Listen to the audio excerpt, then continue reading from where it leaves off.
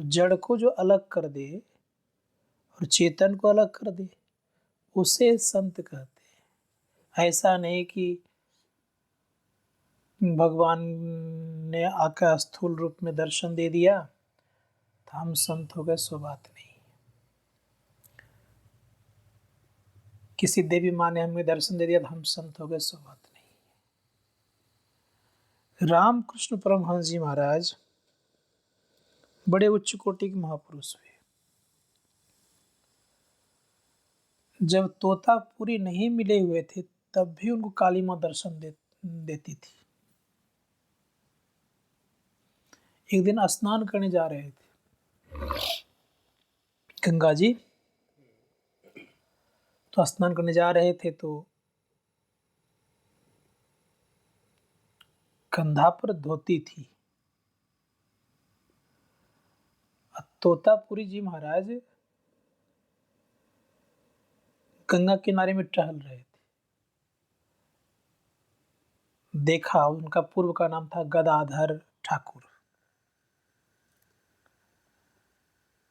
तो कहा, गदाधर जी आप दीक्षा हमसे ले लीजिए। तोतापुरी को ये कहते हैं रामकृष्ण परमहंस जी महाराज, हम दीक्षा क्यों लेंगे, हमें तो माँ साक्षात दर्शन देती है। मैं तो इतना बड़ा भक्त हूँ कि माँ के बिना मैं कुछ करता नहीं हूँ, बिना पूछे कुछ करूंगा नहीं। तोतापुरी कहते, जाओ अच्छा माँ को पूछ के आ जाओ। जिस तोतापुरी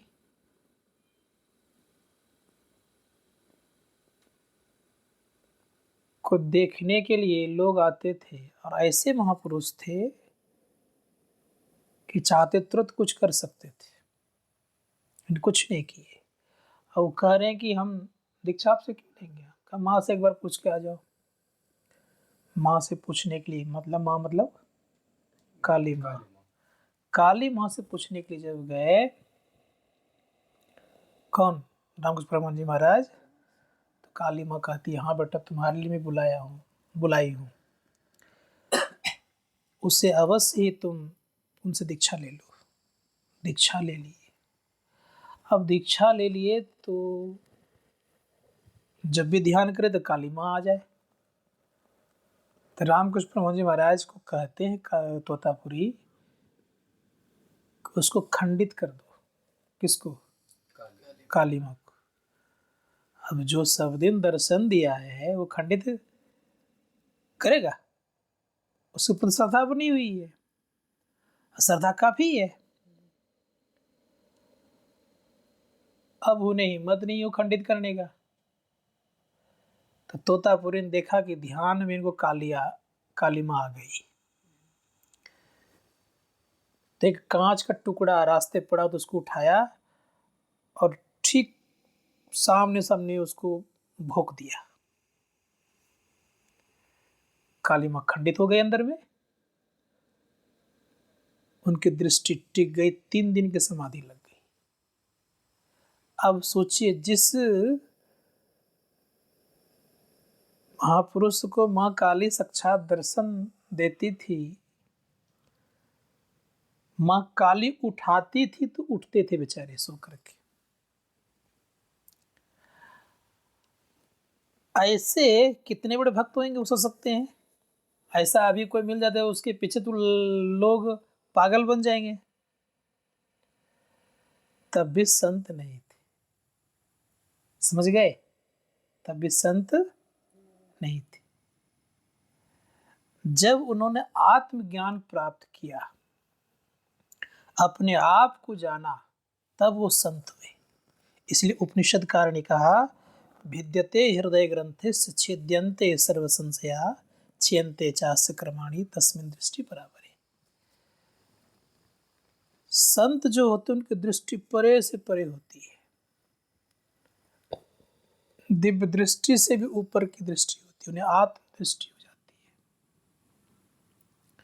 इसीलिए धर्मशास्त्रकार कहते हैं कि आत्म दृष्टि किसी देवी देवता को नहीं होता है, याद रखिएगा। दिव्य दृष्टि भगवान विष्णु को है, शिव जी को भी है, लेकिन आत्म दृष्टि नहीं। आत्म दृष्टि होने से स्वयं वो परमात्मा ही हो जाएंगे। इसलिए संत महात्मागण कहते हैं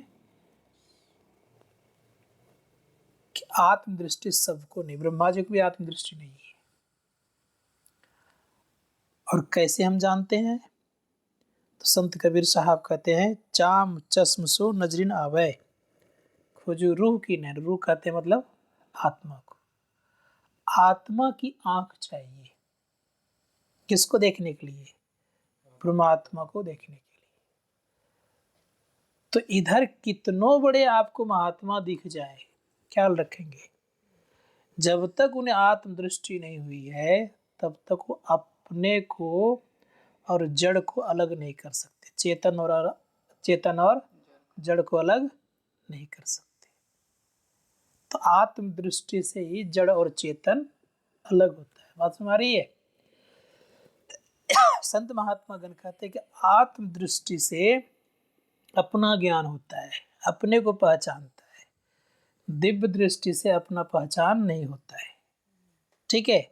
संत महात्मा गण कहते हैं इसलिए आत्मदृष्टि प्राप्त करने के लिए शब्द साधना करनी पड़ती है और परमात्मा के निज शब्द को सुनना पड़ता है।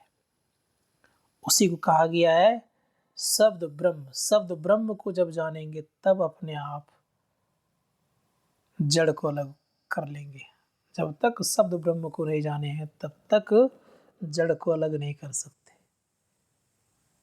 इसलिए संत महात्मा गण कहते हैं कि यह ज्ञान पाने के लिए केवल अंतर्मार्गी बनना पड़ता है। बाह्य जगत में बहुतों को दर्शन दिया है। नामदेव को भगवान श्री कृष्ण दर्शन देते थे बराबर, जब पुकारते तभी आ जाते थे।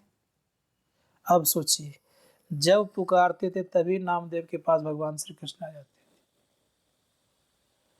तब भी उनको आत्मज्ञान नहीं था तो बहुत दुख पाए। भगवान श्री कृष्ण ने उनको भेजा एक व्यक्ति के पास। वो महात्मा जी ऐसे अलमस्त थे कि नहा धोआ करके खा पी करके भगवान शिव के ऊपर पैर रख करके सोते थे, शिवलिंग के ऊपर। और उन्हीं के पास किनको भेज दिया? नामदेव को। कौन भेजे? भगवान श्री कृष्ण। अब वहां जब गए हैं तो देखते हैं कि तो शिवलिंग पर पैर रख करके सोया हुआ है। तो सोचते कहाँ आ गए, किसी को ज्ञान नहीं है कैसे सोया जाता है, आई यहाँ हमको भेज दिए। तीन नामदेव कहते हैं आपको दिखता नहीं है, कहाँ पैर रखे हुए हैं आप?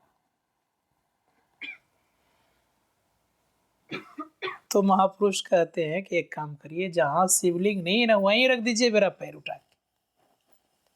अब जहां जहां रखे पैर वहीं शिवलिंग पैदा हो जाए, वहीं सब शिवलिंग बन जाए। बड़का प्रांगण था, उस बड़का प्रांगण में जहां जहां रखे वहीं वहीं शिवलिंग पैदा हो गया। तब उनको बोध हुआ, अरे भगवान श्री कृष्ण ने जो भेजा है गलत जगह नहीं भेजा, इनसे हमको ज्ञान लेना चाहिए, हम कहाँ फंस गए। ठीक ऐसा होता है, कहते हैं संसार।